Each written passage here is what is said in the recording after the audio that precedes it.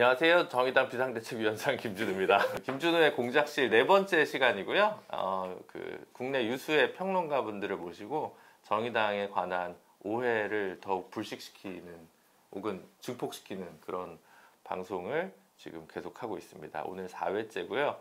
가장 날카롭고 냉소적인 한국사회 정치평론가 우리 김수민 평론가들 오늘 모셨습니다. 네, 반갑습니다. 어려운 걸음을 주셔서 감사합니다. 아닙니다.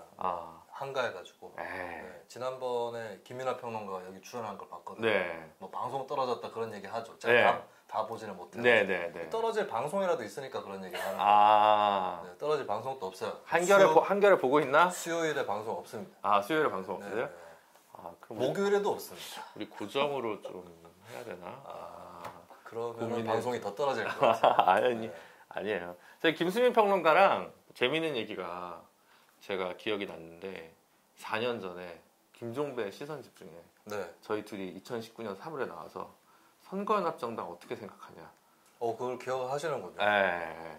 2019년 3월이 아니죠. 2020년. 2020년 3월. 그때 위성정당. 그쵸. 논란 있을 때. 네. 그래서 저도 이번에 그걸 다시 좀 봤죠. 저희가 뭐 틀린 얘기한 건 없던데요. 근데 서로 다른 얘기를 했던 것 같은데. 네, 저는 뭐 선거연합정당이라는 건 가능한데 너무 급조되면 좀 그렇지 않냐 뭐 이런 정도의 얘기를 했던 것 같고. 그래서 더불어시민당을 그렇게 볼 수 있냐 이런 얘기했던 것 같고. 평론가님 그때 급조 이게 뭐 중요한 게 아니고 저는 그때 위성정당 반대 캠페인도 하고 있었고 그때 한겨레 신문 일면 광고에 분노로 막 실었던 사람들 중에 한 명이었죠.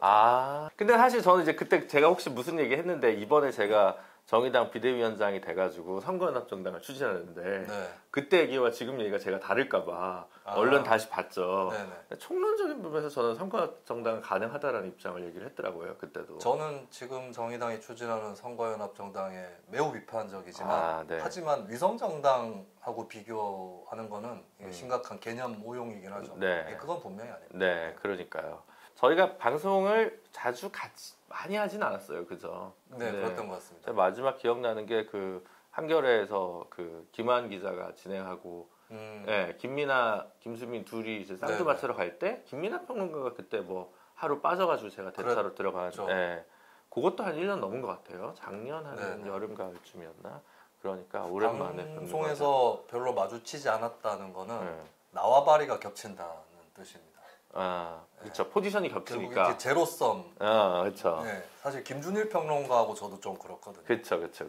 그래서 저쪽에서 많이 벌면 제가 그렇죠. 맞아요. 약탈적 자본주의. 맞아요. 그렇구나. 그럼 사실 김민하, 김수민, 김준우가 좀 고만고만한 리그에서 놀고 있고. 김준일은 좀 더 올라갔잖아 어쨌든. 김준일 선배는 인정할 건 인정해야죠. 우리가 AA와 트리플 A의 차이죠. 김준일 선배는 본인이 메이저리그라고 생각할 텐데 아니거든요. 농담입니다. 그렇습니다. 근데 저희 그 뭐 당원분들 중에서 사실 김수민 평론가 많이 알 것 같고 이 방송이 되게 정치 고관여층이나 그리고 제가 되게 놀랐는데 방송 작가님이랑 PD님들이 잘 보고 있다고 저한테. 이 방송. 그러니까 얼마 안 되는데 이제 좀 전략을 잘 잡으신 거예요. 왜냐하면 뭐 조회수가 되게 뛸 게 아니라면 오피니언 리더라든지 미디어에 영향을 끼치는 분들한테라도 많이 나가는 것이 이제 전혀 의도는 아니었어요. 의도는 아니죠. 의도는 아닌데 그렇게 되고 있죠. 김수민 평론가님 아까 제가 앞에 설명 좀 드렸지만 대학 때 이제 조선일보 반대 안티조선 운동에 열심히 좀 하셨고 그 뭐 연세대 민주노동당 학생회도 좀 하시고 이제 진보신당 갔다가 나중에 이제 무소속으로 구미에서 기초의원 했죠. 지금 그 캐릭터가 약간 허순규 동무가 약간 그 2세대 김수민인 것 같은. 그것은 이제 그분의 앞길을 막는. 그렇죠. 참고로 녹색당의 부대표시죠. 부대표십니다. 그리고 이제 이 성격이 많이 달라요. 거기는 남한테 모진 소리. 불자시고, 맞아요. 저도 불자입니다. 그래요? 그분은 원불교. 원불교? 원불교라서 원만한데, 저는 세모불교나 육각형 불교 정도 되는 것 같아요. 하여튼, 그 진보정당에 계속 주변에 계셨고, 그래서. 시니어 당원분들이 저를 더 많이 아실 건데, 예전에 겪어봤다. 그래서 반가워 하시는 것 같아요. 그러니까 이제 김민아, 김수민 이렇게 방송에 많이 나오고 진보정당에서 쭉 같이 있었는데 실제로 제가 예전에 이 방송에서도 말씀드렸지만 나가서 진보적인 얘기나 그런 얘기를 못 다뤄요. 네. 일단 질문이 뭐 10개 중에 하나고 방송 시간 부족하면 그걸 진행자가 빼버리니까 그러니까 정치적 색깔이랑 별개로 충분히 얘기를 못 하잖아요. 물론 뭐 일부 한겨레나 뭐 이런데 유튜브에서는 조금 더 얘기할 수 있을지 몰라도 근데 저희는 일단 조회수 노예가 아니니까 평소에 못 하셨던 얘기 물론 저 뉴스 밑장이라고 뉴스민에서 하는 그 방송도 좀 대구경북 하고 독립언론. 있습니다. 예. 그것도 좀 많이 사랑해 주세요. 저도 뉴스민 후원하고 있습니다. 후원회원입니다. 저희 공식 질문 있거든요. 네. 김준우가 비대위원장 됐을 때 어떤 느낌이었냐? 오늘까지 하는 마지막 공식 질문인데 다음부터는 지겨워서 이제 안 하려고. 그냥 묘하게 저울추를 맞춰서 가지 않을까. 묘하게. 뭐 이것이 폄하로 들릴 수도 있는데 파격적인 것은 없을 것 같다. 해주고 싶은 말 없어요 저한테? 이렇게 해라. 하면 뭐합니까? 알아서 할 건데. 아니 그래도 꽤 듣는 편이에요. 근데 글쎄요, 뭐 구체적으로 좀 얘기를 풀어 나가야 될 것 같고 사실은 저도 오늘 알았어요. 2월까지 임기신지. 그래서 관리자 정도지 않을까라고 관리자예요. 근데 2월이면 얘기는 다른 것 같습니다. 관리자인데 여러 가지 뭐 제가 해드릴 조언이라기보다는 뭐 본인도 알고 계시겠지만 상상 이상의 파도가 몇 개 몰려올 것 같아요. 몰려올 수 있습니다. 정의당을 덮치려고 한 파도가 아닌데 그쵸. 정의당이 거기에 낄 수밖에 없는 그런 파도가 또 있을 수 있고 맞아요. 선거라는 게 구도가 60~70%다 이 얘기 많이 하잖아요. 맞아요. 그런 의미에서는 상당히 긴 시간이 되지 않을까. 그러니까 그 파도가 올 수도 있고 안 올 수도 있고 막 그런 상황이지만 파도가 오는 걸 대비는 해둬야 되는 거잖아요. 방파제를 여기저기 만들어 놓고 아니면 파도에 잘 이렇게 탈 수 있도록 보드라도 좀 하나 사놓고 그죠? 그렇게 돼야 되는 게 있을 것 같다는 생각이 드는데 일단 아시겠지만 저희가 이제 뭐 가치연합 선거연합 신당을 이제 제안을 했고 그래서 뭐 기후위기나 뭐 사회적 불평등, 지역 소멸, 양당 기득권 정치에 맞선 세력과 지역구와 비례대표를 같이 함께하는 선거연합 신당을 하겠다. 그래서 우리 당으로 오셔라. 그러면 당명을 개정하겠다. 그리고 필요하면 뭐 제명도 해가지고 이제 보내드리겠다라고 하는 플랫폼 정당을 이제 제안드린 상황이에요. 그리고 그 전부터 좀 교감이 있었던 이정미 대표님 때부터 있었던 부분도 있고 해서 녹색당도 이제 전국의 결정 사항도 있어서 일단 녹색당이랑 정의당 두 개는 같이 갑니다. 기존 진보 정당의 이 정도 수준의 융합은 녹색당 이래 많은 그 외부에서의 구애가 있었지만 사실 처음이잖아요. 녹색당이 사실 뭐 여러 가지 제안들이 많이 들어왔지만 홀로 가는 길을 가시다가 녹색당 나름대로도 저는 정무적 전략적 판단을 이번에 크게 하신 게 아닌가라고 생각하는데 전직 녹색당 당직자이자 정치인으로서 이 부분은 소회가 어떠십니까? 저는 녹색당 이해가 잘 안 가는 대목이 많습니다. 왜냐하면 이건 뭐 얘기하셔야죠. 얘기를 오히려 더 격렬한 논쟁을 촉발시킬 수 있을 것 같은데 예를 들면은 지지율이 한 1% 정도 되는 정당들이 3개가 있어요. 그럼 이 당들이 우리가 모여가지고 3% 한번 넘겨보자. 뭐 이렇게 가는 기획이다라고 한다면 그것은 저는 별 문제 없다고 봐요. 근데 녹색당은 정의당에 비해서도 지지율이 한참 떨어지는 정당이거든요. 그렇죠. 현격히 그러면 결국에 녹색당 스스로 3% 독자 지지율을 확보를 못하기 때문에 얹혀서 가는 건데 그렇게 치더라도 굉장히 큰데 얹혀서 가는 겁니다. 그럼 저는 그 정도가 될 정도면 선거에 대해서 좀 미련을 버리든지 아니면 아예 통합을 하든지 당을 그만두든지 해야 된다고 보거든요. 야, 제가 리액션 할 수 없는 얘기를 하시면 일단 그리고 저는 정의당 입장에서도 이왕 이렇게 된 거라면 연합이라는 어정쩡한 형태보다는 노동당이나 녹색당하고 통합을 할 수 있도록 노력을 하는 게 더 최선이다 라는 측면에서 저는 이 선거연합에 대해서는 동의하지는 않습니다. 그런 의견들도 많이 주세요. 근데 이제 또 통합은 극구 각 당에서 자기 또 어른들의 사정이 있잖아요. 그래서 그렇게 좀 말씀하신 대로 차라리 그냥 오히려 합당을 하느니 그냥 선거 결과가 좀 안 좋더라도 홀로 가겠다 이러신 분들이 뭐 노동당이나 녹색당에 계신 거는 저도 아는데 네. 이 안은 이제 그 중간 어디에 절충점을 좀 찾는 제안이잖아요. 제안이 이제 합의이고 녹색당과 정의당의 일단 1차 합의. 다른 당은 아직은 이제 고심 중이시니까. 근데 저는 독자 노선을 생각하신 분이라면 이건 절충점이 아니라고 봅니다. 그거는 완전히 뒤집는 의견인 것이기 때문에 이거 아니면 저거다라고 봐요. 사실상. 왜냐하면 합당 아니면 독자다. 그렇죠. 네. 왜냐하면 이게 결국에 힘의 관계라든지 조직의 어떤 크기 문제라든지 이런 것들이 다 같이 걸려 있는 거라서 이게 동등하다라면 뭐 일시적인 연합정당이 가능하겠지만 얹혀서 가는 거다. 이거는 뭐 다른 게 표현할 여지가 없다고 봐요. 아니 근데 네. 저희도 근데 뭐 여러 가지 부족한 부분들도 많고 해서 저희가 뭐 녹색당에 저희에 얹혀간다고 저는 생각하진 않는데 어쨌든 뭐 정당이라면 좀 당리당략을 네. 챙겨야 되는데 네. 그럼 정의당 입장에서는 그 사람들 다시 보낸다면서요? 네. 네.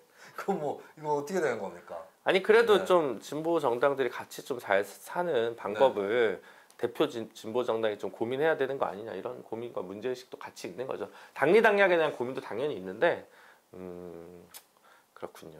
형님이 막 그 소 팔고 논 팔아가지고 등록금 대주고 하면 동생이 부담스럽지 않을까요? 막 그렇게 해주고 난 너에게 아무것도 바랄 게 없어. 너 이거 갖고 나가서 분가해라. 약간 외인구단은 엄지를 위해 무조건 희생하는 까치의 역할을 그래서 정의당이 할 만큼 착하진 않아요 저희가. 뭐 또 숨겨진 그 반대급부가 있는 걸까요? 아니야. 제가 당에 복귀하고 비대위원장 되기 전에도 이 정도 수준에서라도 녹색당과 정의당이 함께 가는 건 저는 바람직하다고 본 입장이어가지고 어쨌든 뭐 이런 입장도 있다라는 건데. 조금만 덧붙이면 저는 이제 한국의 정당법, 선거법의 특징이 있기 때문에 그게 그쵸. 바뀌지 않는 이상은 조직적으로는 통합을 하고 뭐 옛날부터 민노당 때부터 정파 등록제 맨날 하자고 했는데 안 해.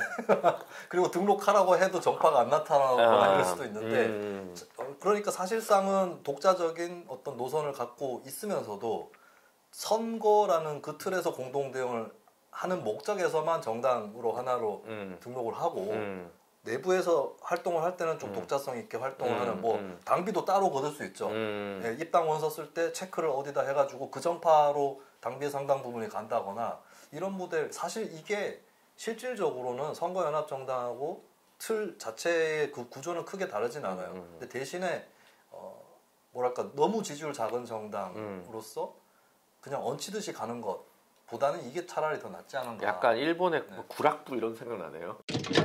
아까 이제 파도 얘기하셨는데 이제 선거연합정당이 잘 돼도 그러니까 많이 모여도 그게 모르잖아요. 지금 뭐 녹색, 노동, 진보 중에 몇 개가 저희랑 할지 저도 몰라요. 저도 모르지만 그것만으로 총선을 그 다음에 이제 안전하게 돌파하기에는 너무 많은 파도가 몰려올 거다라는 아까 복선을 깔아주신 거잖아요. 그죠? 요즘 뭐 다양한 당들이 난립하고 있고 그러고 있는데 어떻게 보십니까? 지금 어떤 흐름들을 주로 예상하고 계십니까? 기상예보. 그냥 이제 어지러운 상황으로 가고 있는 거고 근데 이게 특별한 상황은 아니라고 봐요. 한국 정치는 양당제 가까운 쪽과 다당제 가까운 쪽을 주기적으로 오고 갔거든요. 근데 딱 봐도 2016년에 국민의당 상당히 있었고 2020년에는 양당 체제로 확 돌아갔죠.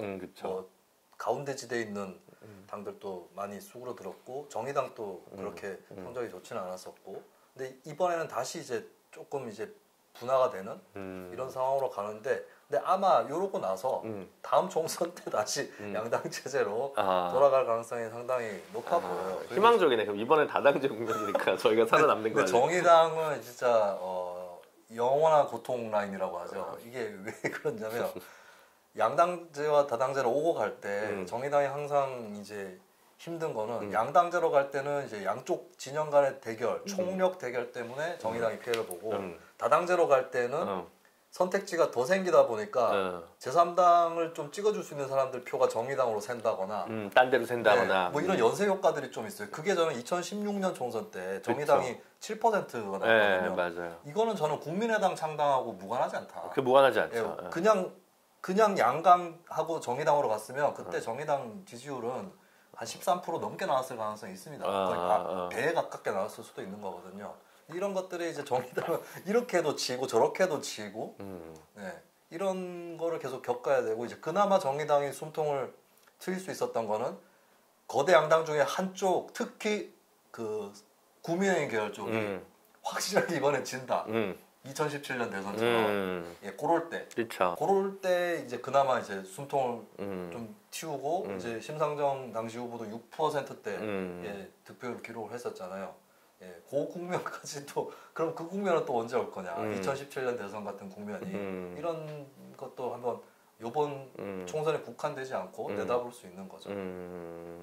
구도에 따라서 저희가 얻을 수 있는 표나 의석은 되게 달라질 수 있다는 건 당연히 이해를 하는데. 네. 그 구도의 파도가 올 때 탄 적이 별로 없잖아. 실제로 진보 정당이.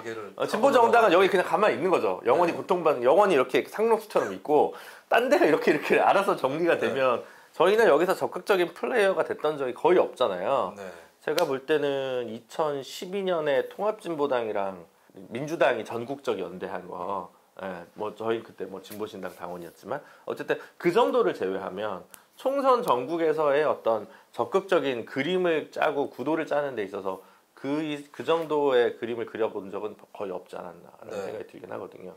당하는 입장이잖아요. 그렇죠. 네.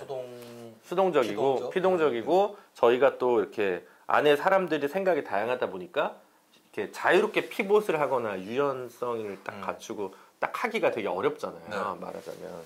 그러니까 또 그런 부분에서 어떻게 보면 좀 여의도 문법에는 좀 멀은 것 같기도 하고 저희가 그걸 무능하다고 볼 사람도 있을 것 같고 그러다 보니까 그러니까 제가 묻고 싶은 건 그런 거죠. 그러니까 뭐 이준석이 복당을 할 것 같냐 안 할 것 같냐 이런 게 저희 방송의 주제는 아니고 진보 정당도 지금 구사당이라고 하는 뭐 노동당, 녹색당, 진보당, 정의당의 합 말고 여기까지는 피봇을 좀 해보거나 이런 거 후보 단일화 선거 연합 정당은 아니더라도 선거 연대라든가 이런 것들을 여기까지는 좀 해봐야 되는 거 아니야? 이런 정치적 상상력은 좀 필요한 거 아니냐와 관련해서 어떤 분들은 양당 기득권 정치를 째야 되니까 저희 당에는 그런 분이 없어요. 근데 이준석이랑도 할 수 있는 거 아니냐 이렇게 얘기하시는 분이 있고 저는 안 된다고 잘랐고 한쪽에서는 비명이랑 할 수 있는 거 아니냐 이렇게 있잖아요. 양당 기득권 정치란 단어에 너무 이렇게 매몰되다 보니까 저는 반대하긴 하는데 근데 이제 저는 너무 또 구시대의 막내 같은 사람이고 이렇게 임수민 선수가 보기에는 그래도 이 정도는 좀 유연성이 좀 있어야 되는 거 아니야? 전략적 유연성이 있어야 되는 거 아니냐고 하는 의견? 지금 가질 수 있는 최대한의 전략적 유연성은 가급적이면 다른 당들 뭐 지금 상정해놓고 있는 선거연합정당 대상들 말고 다른 당들하고는 안 엮이는 게 가장 유연한 겁니다. 왜냐하면 그 엮일만 하면 엮일 수 있다고 봐요. 사실 저는 이제 뭐 최근에 이제 탈당을 하신 세 번째 권력 이쪽에서 이제 구체적으로 뭘 어떻게 할 거냐 이게 드러나기 전에 제가 오히려 그분들보다 더 앞장서서 진보의 틀을 벗어야 된다는 주장은 제가 더 먼저 했어요. 그래요, 맞아요. 예, 저 개혁신당론을 폈어요. 진보신당론이 아니라 개혁신당론을 폈는데 근데 중요한 건 그거예요. 예를 들어서 합리적 보수와 손을 잡는다고 했을 때 이것은 엄선되어야 됩니다. 엄선돼야 돼. 이준석이 합리적 보수냐 예를 들어서 아니죠. 네, 사실 뭐 제가 고백을 좀 하자면 이런 문제로 저한테 좀 상의를 해오신 분들이 있었거든요. 근데 대놓고 물어봐요. 사람을 찍어서 어떠냐 저떠냐 물어봐요.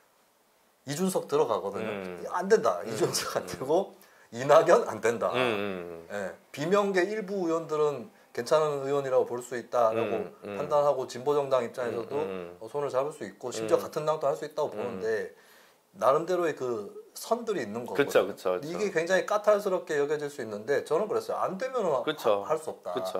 예, 제가 세 번째 권력 분들한테도 굉장히 비판적인 게 그거예요. 처음에 나왔던 그 추상적인 발상에 대해서는 제가 오히려 동의를 하는 편이었는데 구체적으로 들어갔을 때 근데 이분들이 뭘 하려면 정의당 안에서 있었어야 됩니다. 왜냐하면 바깥에서 누가 튀어나올지 알 수 없는 상황이거든요. 근데 그분들이 먼저 튀어나가 버렸어요. 그래서 누구든 와라 이렇게 돼버리니까 이제 이준석, 이낙연이라고 하는 이 갑들이 나타나니까 지금 뭐 금태섭, 류호정 다 이제 휩쓸리는 거 아니겠어요?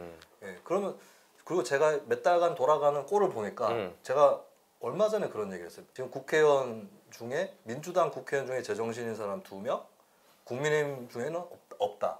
근데 지금 민주당 또 1명, 0.5명. 제가 봤을 때 제가 까탈스러운 게 아니라 상황이 너무 안 좋아요. 정치 상황이. 기존 정치 세력하고 손을 잡아가지고 풀어나가는 게 이미 안 되는 상황이구나 라고 판단합니다. 이게 여기서 제가 좀 더 도출을 하자면 이겁니다. 결국에 사실 이번에 뭐 최근 며칠 동안에도 저기 뭐 이낙연, 이준석 만나나 안 만나나 심지어 유승민하고 뭘 만나기로 했다 뭐 이런 얘기가 나오고 있어서 굉장히 최대치의 제3지대 당이 나올 가능성이 있어요. 근데 잘 생각해 보면 제가 늘 표현했던 게 제3지대 당은 그 우리가 후라이드하고 양념이 치킨의 양대산맥이란 말이죠. 민주당이 양념이고 뭐 국민의힘이 후라이드다라고 했을 때 그러면 이걸 깨려면 최소한 간장치킨 정도는 돼야 된다. 그리고 나아가서는 닭 한 마리로 가요. 닭 한 마리로. 이건 판을 엎어버리는 거예요. 닭 한 마리로 가면. 근데 이 제3지대 당은 뭐냐? 후라이드 반 양념 반이에요. 짬짜면 같은. 자, 후라이드 반 양념 반은 당장에는 선택이 될 수 있어요. 왜냐? 양념만 먹으니까 매워. 후라이드만 먹으니까 뭐 심심하다. 당장에는 선택 가능한데 결국에 후라이드 대 양념의 구도를 강화시킵니다. 그러니까. 그게 바른미래당이에요. 되풀이가 될 거거든요. 그리고 국민들이 뻔히 압니다. 제가 사실 다음 주에 발표할 글을 하나 써놨는데 미리 좀 공개를 하자면 제가 주로 칼럼에서 윤석열 대통령하고 이재명 대표 비판을 많이 하는데 이준석, 이낙연을 마저 이제 격파하려고 칼럼을 썼는데 당신들은 뭐 했나 그럼? 예. 요즘에 이준석 뭐 도이치모터스 특검 얘기하는데 이준석 1년 넘게 도이치모터스 특검에 침묵했습니다. 그 이낙연이 민주당 타락했다고 하는데 조국 장관을 총리로서 그 제청해 준 사람 이낙연 전 총리예요. 그 본인들은 뭐 플라나리아 자르면은 그게 플라나리아지 뭐 다른 거겠어요. 그럼 정의당의 승부수는 거기에 있다고 봐요. 그나마 남아있는 승부수가. 많은 국민들이 알 겁니다. 그 나물에서 나온 그 밥이다라는 걸 알 텐데 죄를 찍느니 정의당을 찍도록 하는 거 말로 표현을 했지만 쉽지 않은 네, 미션이겠지만 결국에는 이번 총선에 달려있는 정의당의 숙제는 그게 아닌가. 사실 정의당이 살아남으려면 그거예요. 예전에 정의당 찍던 분들이 지역구에서 찍던 분들 특히 포함해서 안 돼도 간다. 이 정신이었거든요. 그런 열정들을 살릴 수 있는가. 네, 이런 것이 이제 주요한 숙제가 되지 않을까 싶어요. 열정 중요하죠. 정의당에서 어느 정도로 생각을 하시고 계실지 모르겠지만 그런 분들 많잖아요. 그 지역구 국회의원 선거나 단체장 선거나 대통령 선거에서는 민주당 찍고 비례대표는 정의당 찍는 분들 있잖아요. 네. 근데 이분들에 대해서 오해를 하시면 안 되는 게 이분들이 과연 민주당 강성지층하고 결과 궤를 같이 하는 분들일까요? 아니죠. 아닐 겁니다. 네, 그걸 잘 생각하셔야 되는 거. 이미 통계적으로도 드러난 건 지난 총선 때 열린민주당이 등장을 했고 열린민주당은 특히 팟캐스트 유튜브 영향을 많이 받는 당이었는데 거기 스피커들이 계속 떠들어댔어요. 정의당은 뭐 됐다. 한석도 안 나올 거다. 정의당 표는 우리가 다 가져간다. 열린민주당이 끝장낼 거다. 정의당 그때 비례대표 득표가 2018년 비례대표 득표랑 비슷했고 열린민주당은 이제 주로 그냥 민주당에서 나온 거죠. 같은 식구들 그거를 가져간 거거든요. 그쵸. 그런 것들을 돌아봤을 때 그리고 지난 지방선거를 보면 지난 지방선거 때 민주당 범지지층이 많이 기권을 했어요. 네, 그렇죠. 투표장에 안 나오셨죠. 그렇죠. 그런 가운데서 근데 정의당 지지율도 떨어져 버렸어요. 표는 올라갔어요, 근데 저희는 득표가 올라갔다니까 대선에 비해서. 대선이랑 비교. 아니 대선에 비해서 투표율은 이렇게 떨어졌는데 득표가 올라갔다. 득표가 하위권 학생은 공부를 조금만 해도 점수가 올라가요. 아니 대선이 자폭이신데. 그러니까 정의당이 신경 써야 될 층들은 정의당은 그래도 최선이라고 생각했던 층들. 사실 그런 분들은 최선이라고 생각했는데 지역구에서 어쩔 수 없이 차선 차악으로 이제 뭐 다른 당을 찍었다라고 본다면 그냥 민주당하고 연대 협력하는 것이 그 표를 가져올 수 있는 길은 아닌 거거든요. 근데 이제 저는 뭐 여전히 그런데 이제 뭐 너희 국힘 이중대다, 민주당 이중대다 뭐 이렇게 이제 댓글이 두 개 같이 달리잖아요. 그래서 우리는 독립중대인데 자꾸 이제 뭐 억울하죠. 왜냐면 이제 그거잖아요. 그러니까 야 우리가 그럼 단일화를 안 했는데 어떻게 민주당 이중되냐? 당론 때문이긴 하지만 가결에 투표했는데 우리가 어떻게 민주당 이중되냐라고 얘기하면 또 가만히 있어요. 논리를 갖고 비판을 해달라라고 얘기하면 관심이 없다 이렇게 얘기해버리니까 되게 답답한 것 같아요. 저 입장에서는. 근데 저는 그것 또한 정의당 스스로의 실력이죠. 큰 책임이다. 아니 저도 그 얘기는 계속했어요. 인식을 전환을 못 바꿨으니까. 그 파워의 문제라기보다는 그냥 길의 문제라고 봐요. 저야말로 한 칼럼에서 정의당이 수년간 뭘 했느냐, 갓길 통행하다가 걸려서 욕먹으면 중앙선 가드레일 들이받았다. 이 표현을 합니다. 아, 세다. 제가 그 대표적인 게 하나는 조국 사태라든지 검수완박 때가 있었고, 근데 저는 결정적으로 제가 분노를 터뜨린 것이 제가 한겨레 TV에서 정의당 이렇게 할 거면 진보정당 문 닫아라고까지도 얘기를 했어요. 그때 무슨 일이 있었냐면 도이치모터스 특검에 대해서 정의당이 머뭇거린 적이 있어요. 사실 했죠, 결국에. 네, 대표 발의가 돼 있어요. 이미 늦었어요. 예, 그 머뭇거리는 사이에 그 사이는 또 국민의힘 이중대 이 달리는 거예요. 근데 그거는 진짜 그때 오히려 더 치고 나갔었어야 돼요. 그러니까 그거는 저희가 정치를 못 하는 건데 국힘 눈치 본 건 아닌데. 그러니까요. 국힘 눈치 본 건 아니죠. 근데 별의별 얘기 나오게 되면 왜냐면 혹시 윤석열이 중대선거구제 얘기해가지고 뭐 이런 얘기 나오게 되죠. 그런 게 아니었는데 참 그래요. 그래서 이런 걸로 치고 나가야 된다. 그래서 예를 들면 이제 그 영화의 주유소 습격 사건을 보면 마지막에 막 이제 몰려들어서 싸우잖아요. 주인공들 보고. 그 영화 너무 오래됐어. 그거 많이 보시지 않아요? 20년 됐잖아. 20년 넘었어 지금. 아니 바람과 함께 사라지다도 보는데 뭐 그거 다 올라왔어요. 많이 들었으니까. OTT에. 오케이, 알겠습니다. 알겠습니다. 요즘 10대들도 봤어요? 주유소 습격 사건?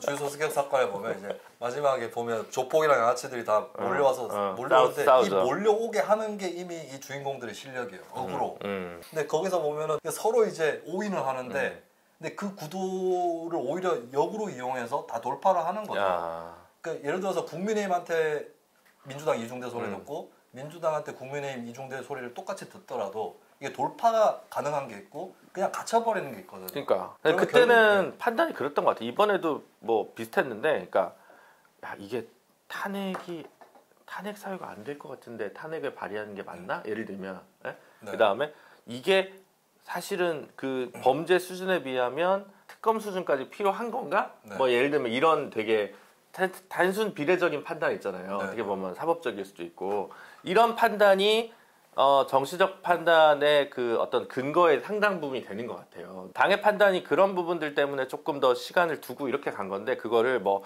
국민의 눈치 봤다, 뭐 해야 됐다 이런 식으로 오해가 되니까 이게 좀 생각한 것보다 세상은 더 험한데 너무 이렇게 실험실 안에서의 그 논문의 자기 완결성을 추구하면서 고민을 좀 더 숙고하다 보니까 말씀하신 대로 정치적 타이밍을 좀 놓치지 않았나. 그래서 지금도 쌍특검 올라가 있는 패스트트랙 올라가 있는 안건이 하나가 강은미 의원 대표 발의, 하나가 이은주 의원 대표 발의라는 걸 사람들이 몰라요. 그래서 참 그것도 참 그렇더라고요. 아니 그 도이치모터스 특검은 어려운 사안이 아닙니다. 왜냐하면 대통령 최측근에 해당하는 영부인 문제이기 때문에 특검은 그런 거 하라고 있는 거거든요. 그리고 검찰 수사는 이미 공전해왔어요. 대선 말부터 검찰에서 체포영장 청구까지 했다는 보도가 나왔을 정도로.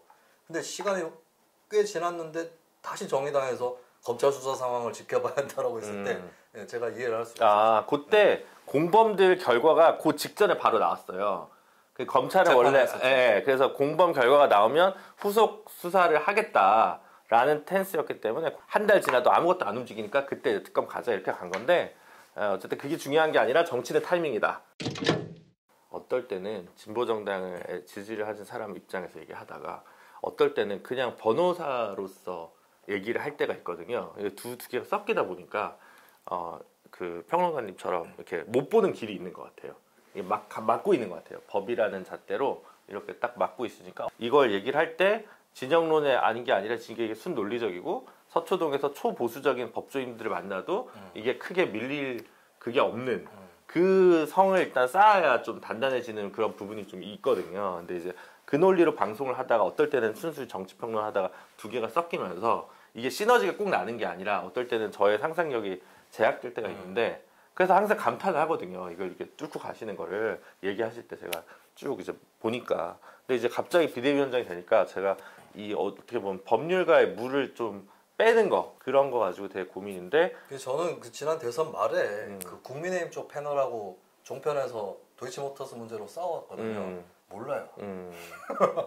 그리고 심지어 어떤 국민의힘 인사는 방어를 못하겠다라고까지 얘기를 했어요. 그런 경험이 있기 때문에 이거는 그냥 치면 무너진다. 완전 급소다. 정의당이 더 세게 치고 나갈 수 있었고 그리고 정의당의 섬세한 모습도 보여줄 수 있었던 게 정의당 법안이 민주당 법안보다 훨 낫습니다. 네. 원특검을 하다가 민주당 계속 오버하잖아요. 그쵸. 김건희 문제도 계속 이것저것 다 갖다 붙이려고 했고 정의당이 그걸 그래도 제어시킨 그렇죠. 공로가 있다고 봐요. 근데 제가 이제 보고 있는 사람 입장에서도 화가 나는 거는 그렇게 신경을 잘 써놓고 치고 나가는 거 그것만 잘 해주면 되는데 그 공을 뺏겼다. 또 뺏기죠. 스스로 놓쳤다. 이런 부분들이 좀 자주 나타나는 것 같아요. 그래서 저는 정의당의 어떤 관료화랄까 그리고 좀 파워풀하지 않은 모습들. 어떻게 정무특보를 어떻게 좀 석 달만 모시면 안 될까? 저는 무당파. 아니 선거연합정당이고 지금 선거연합정당이 무당파도 들어가. 그럼 정의당이 누가 어떻다 보다는 시기 국면마다 정치적 메시지와 디렉션을 내는 데 있어서 타이밍을 잘 못 받고 메시지를 분명하게 하지 못하면서 최근 이번 21대 국회 4년 동안 약간 좀 이렇게 존재감을 못 얻은 것도 있다. 그래서 이건 약간 운영의 문제에 있어서도 부족한 부분이 많았다. 이런 말씀을 하시는 거잖아요. 꼭 단순한 타이밍이 아니라 한 번 흐트러지면 그 다음에 또 어렵게 되는 첫 단추를 잘못 꼈다라고 하는 게 있는 게 실제로 제가 그때 도이치 특검 국면 그때도 정의당 관계자들 몇 명하고 얘기를 했었어요. 해보니까 패스트트랙에 민주당과 같이 뭘 한다는 것 자체에 부담을 느끼고 있더라고요. 왜 그 부담을 느끼게 됐느냐 저는 충분히 알 수 있을 것 같아요. 선거법 때도 패스트트랙 같이 해봤고 그리고 이제 핵심적으로 조국 사태. 그러니까 사실 조국 사태 때 용맹하게 대응했다면 도이치 모터스 특검에서도 우리는 민주당 이중대라서 하는 게 아니고 독자 노선으로서 하는 거다라는 것을 확실하게 스스로 확신을 하고 있기 때문에 머뭇거리지 않을 수 있었을 거다. 그러니까 한 번 민주당 이중대 소리 들으니까 역편향으로 또 가다가 또 국민의힘 이중대 소리 듣고 이렇게 된 것이 크다. 그리고 좀 제가 냉정하게 말씀드리면 이러한 국면에 준비되지 않았던 분들이 상당히 많다. 그거는 이제 본인들이 수습을 하셔야 되는 문제예요. 그리고 냉정하게 말해서 민주노동당 때 그 거대 양당 사이에는 실개천이 흐르고 민주노동당과 그들 사이에는 바다가 흐르고 뭐 한강이 흐릅니다라고 했는데 결과적으로는 아니었다는. 그때는 그랬는데 지금 좀 바뀌었지 뭐. 아니요, 저는 그때도 아니었다고 봐요. 아 그래요? 예. 그러니까 사실 우리나라에서 진보 정당이 왜 어렵냐면 두 가지가 있는데 일단 보수 정당이 합리적인 보수 정당이면 좀 범진보 유권자 입장에서도 야 저기 가서 집권을 해도 크게 상관없어 이런 생각이 들면 그 민주당 정도의 당이 아니라 진보 정당으로 오는 표들이 늘어납니다. 예, 독일에도 기민당이라고 하는 합리적 보수 정당이 있기 때문에 녹색당이나 이런 당들이 좌파당이나 뭐 이 운신의 여지가 있는 거죠. 우리나라 일단 이게 안 됩니다. 첫 번째로 왜 진보 정당이 더 어려워졌냐면 민주당이 좀 멀쩡해야 진보 정당도 쉬워요. 네, 각자 갈 길 가는 겁니다. 민주당이 멀쩡하면 그 국민의힘 쪽이 합리적 보수가 아니니까 합리적 보수표를 민주당이 갖고 갈 수 있는 거거든요. 그럼 정의당 표 한 표 갖고 갈 생각하기 전에 두세 표를 합리적 보수한테 끌어갈 수가 있어요. 중도층 포함해서. 근데 그건 또 안 되고 있어요. 그러니까 이제 정의당이 계속 짜부가 되는 상황이고. 그렇게 보시는구나. 근데 결국에는 이런 이치 속에서 당에서 굉장히 난다 긴다 하시고 오랫동안 고생하셨던 분들도 이 민주당의 구심력이라는 거에 대해서 빠져나가기 어려웠던 것이 아닌가. 네. 인맥적인 부분으로도 얽혀 있는 게 있을 것이고. 많이 유출당했죠. 네, 그리고 유출당한 것도 많고. 그리고 저는 정의당이 그동안 제가 이렇게 조언을 하는 대로 잘 안 해서 다행인 게 왜냐면 솔직히 정의당이 되게 잘했어도 힘들었을 거라고 봐요. 네, 그럼 만약에 이렇게 하면 되게 잘하는 거다 했는데 마치 뭐 제 말을 들어서는 아니더라도 정의당이 그 길로 갔는데 똑같아 지금하고. 그럼 저는 욕을 터베게 얻어먹었겠죠. 아니 그건 자기 생각이잖아. 그래서 차라리 내 말 잘 안 듣고 좀 위기가 온 게 다행이다. 그건 본인한테 다행이지. 아니 왜냐면 카드로 만약에 쓸 수도 있잖아요. 제가 항상 주문해왔던 것대로.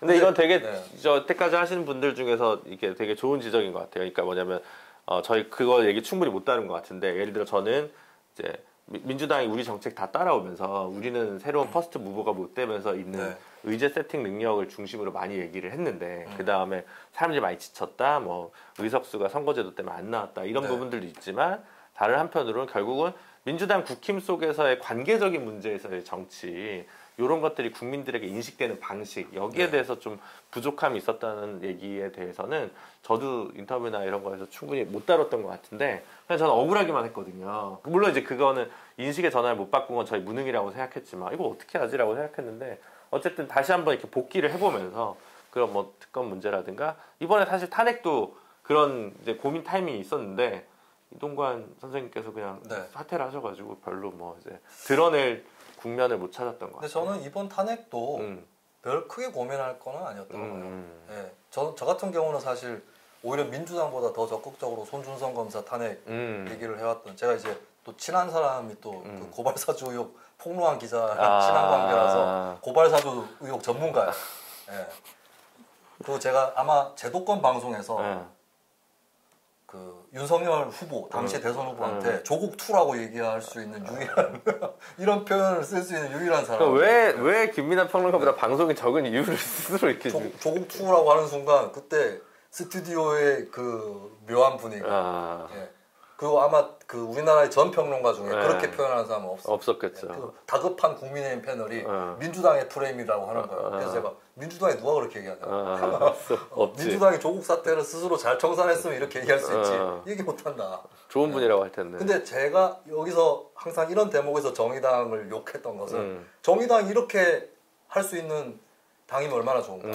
왜 그 기회를 놓쳤는가 이거죠. 사실 정의당은 정책으로 봤을 때 아마 국민들이 알아요. 정책은 정의당이라고 하는 것을 많은 국민들은 알고 있어요. 예.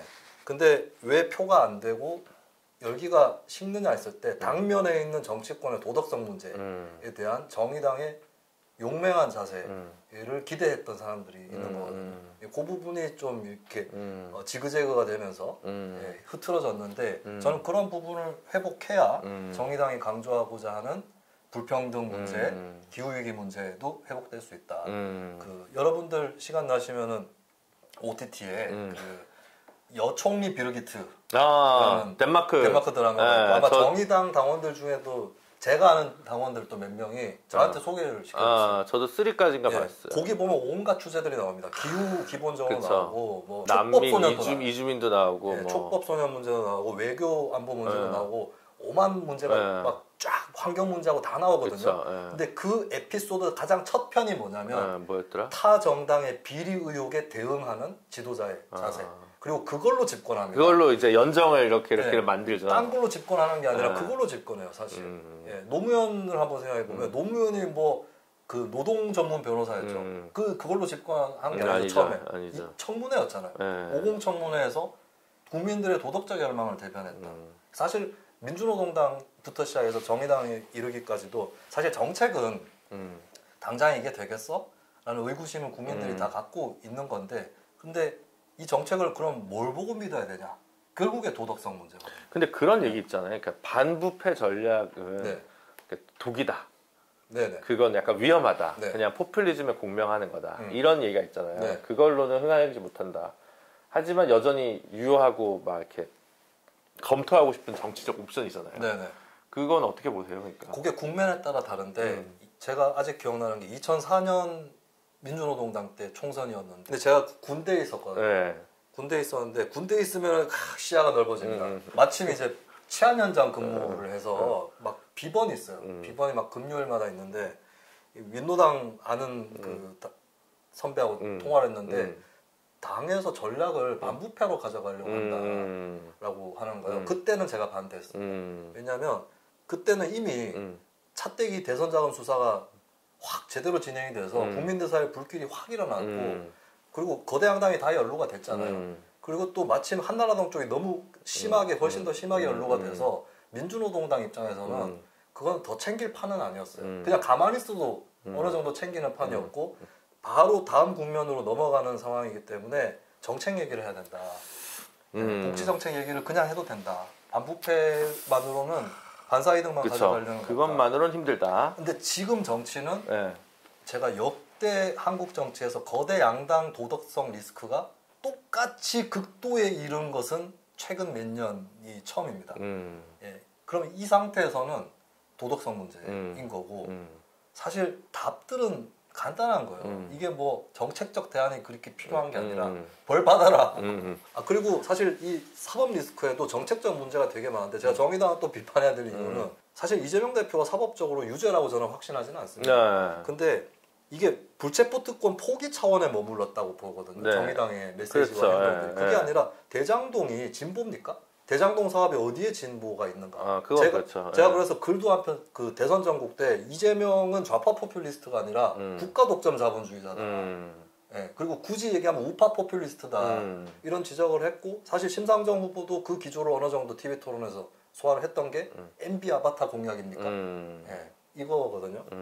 그런 정책적인 접근들이 상당히 많이 필요했었습니다. 사실 백현동 개발도 마찬가지고 심지어는 가장 단순한 법인카드 유용. 우리 너무 어려워. 네. 해야 될 게 너무 많아. 아니 근데 답이 단순하고 아니 이게 오잖아요. 네. 거리들이 오는데 마다하는 거 아닙니까? 네. 빨리 김미나, 김수민 두 분을 제가 정무특보로. 아니 특보 안 모셔도 돼요. 네. 그냥 내가 전화 좀 받아요. 근데 사실 제가 정의당 얘기 자주 안 합니다. 왜냐하면 아니고 죄송한 얘기지만. 안 다룹니다. 언론에서. 그러니까요. 네. 그래서 이렇게 모신 거 아니에요. 근데 제가 그 뉴스토마토라는 매체에 쓴 칼럼이 지난달에 쓴 칼럼인데 제목이 무시무시한다. 그 반향 있을 줄 알았는데 없는 것 같아서 정의당 최후의 날이란 제목으로 쓴 칼럼. 왜 그래 진짜. 이런데 나올 거 알고 쓰시고 뒤를 생각하고 하는 거야 지금? 이거 보지도 않고 화부터 내시네.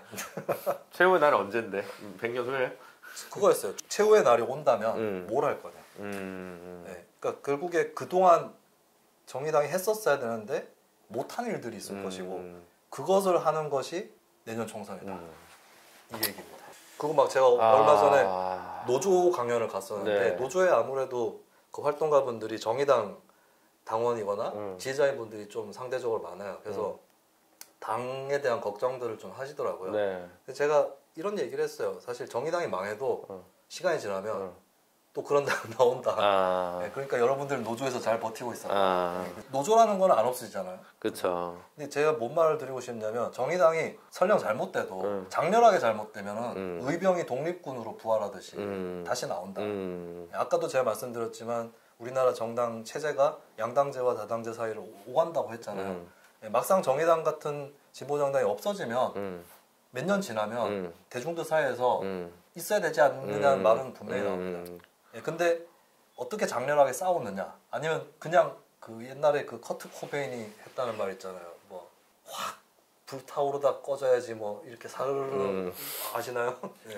그래서 진짜 마지막이라는 심정으로. 맞아요. 아니 그냥 심정이 아니라 마지막이라고 생각하고. 네. 김준우 위원장이 마지막 대표다. 자신이 마지막 대표라고. 그럼 생각을. 우리 당명 바꿀 거니까 제가 정의당의 마지막 대표로. 아까 그 얘기 하려고 했는데 이게 되게 중요한 문제인데 거의 다 끝나고 있죠. 정의당 당명 안 바꾸는 게 좋을 것 같은데요. 네, 이게 좀 위험 부담이 크지 않나? 근데 2년 전만 해도 그랬어요. 네. 왜냐하면 어쨌든 그만한 인지도가 없기 때문에 그냥 있는 게 맞다고 하는 분위기가 강했는데 최근에는 조금 이제 리프레시할 때가 됐다라고 하는 것이 지역에서 활동하시는 분들의 의견인 것 같아요. 진짜요? 네. 그런 게 있는 것 같고 그 다음에 저는 정의당에서 아시고 계실지 모르겠는데 정의당 지지층 중에 은근히 저관여층이 많아요.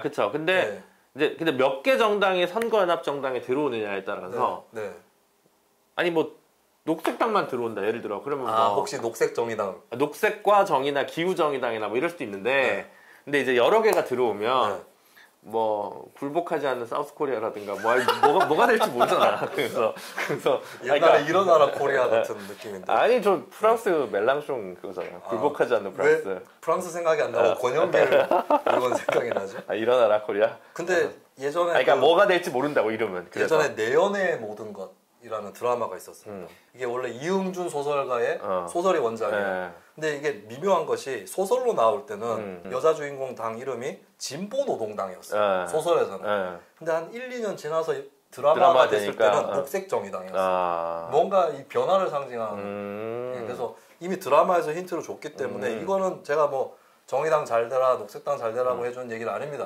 뭐 그건 알아서 하실 부분인데 컨설턴트적 관점에서. 근데 노동당이랑 진보당이 들어오면 이름이 뭐 모르겠어요. 뭐 네. 보통 녹색으로 드라마에서 게시가 있었다. 녹색 정의당을 하라고. 녹색 정의당이다. 아 그럼 노동당이랑 지금 진보당이 하지 말란 얘기야?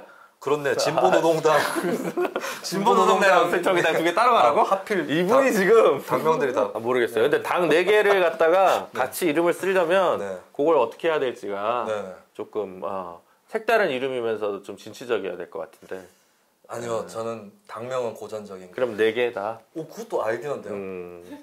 하여튼 그걸 알아볼 수밖에 없어. 야, 그쵸. 이 당이다. 이 당이 이 겠거니. 당이네. 진보, 노동, 녹색, 정의당. 어떻게 되겠죠. 예. 몇 개 들어오냐에 따라서 네. 이름을 전부 다 진노녹 진노 녹정? 뭐야. 뭐 약 이름 뭐 이렇게 좀 그렇다. 비싼 한약 같은 느낌이 드는데. 하여튼 오늘 안 한 얘기를 좀 하다 보니까 네. 좀 새로운 얘기인데 길어졌어요. 네. 원래 류호정 의원 거취에 대해서 어떻게 반응해야 되냐고 페이스북에 쓰신 게 있어가지고 제명하시죠. 아니면 류호정 의원께서 탈당을 하시든지. 네, 둘 중에 누가 그걸 먼저 하느냐 예승부다. 그런 의견이 땅 누가 먼저 하는지 모르겠습니다. 있으셨다는 거고요. 저는 뭐 어쨌든 당기위에서 결정을 할 건데 당원분들의 의견도 많이 아마 당기위에서도 고려하지 않으실까. 네. 여하튼 그렇습니다. 오늘 김수민 평론가님이랑 두서없이 이런저런 얘기를 했는데 오늘도 아무런 대본 없었는데 저는 되게 또 이런 거 할 때마다 네.